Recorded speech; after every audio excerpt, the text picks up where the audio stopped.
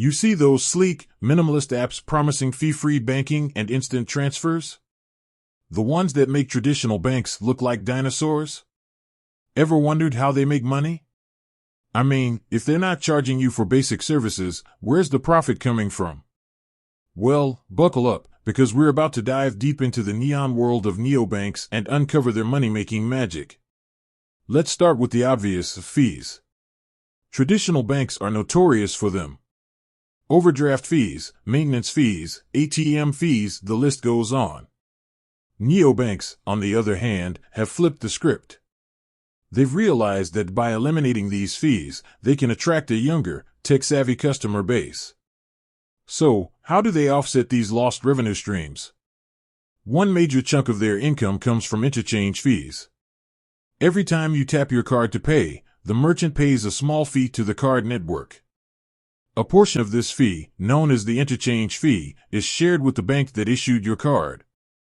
Now, while these fees might seem minuscule per transaction, they add up quickly with millions of users. Next up, partnerships. Neobanks have become master deal makers. They partner with retailers, airlines, and other businesses to offer exclusive discounts and rewards to their customers. In return, they get a cut of the sales or a flat fee. It's a win-win situation for everyone involved. But it doesn't stop there. Some neobanks have ventured into lending.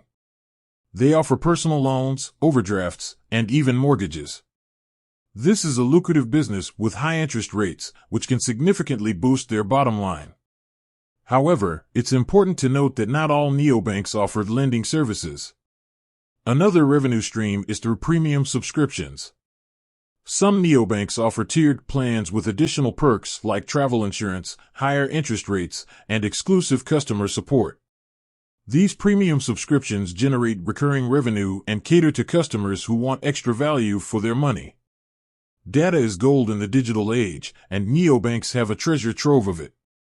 They collect information about your spending habits, preferences, and financial behavior. This data is invaluable to marketers and businesses who are willing to pay a premium for it. Of course, neobanks are careful to protect user privacy and comply with data regulations. Now, let's talk about the elephant in the room: your money. While neobanks don't hold your deposits in the traditional sense, they partner with established banks to ensure your funds are safe. This partnership allows them to use your deposits to make investments and earn interest. A portion of this interest income is shared with you, while the rest contributes to the bank's profitability. So, there you have it. Neobanks, despite offering free or low-cost services, have multiple ways to generate revenue. From interchange fees and partnerships to lending, premium subscriptions, and data monetization, they've built a sustainable business model. With that said, thanks for watching, and until next time.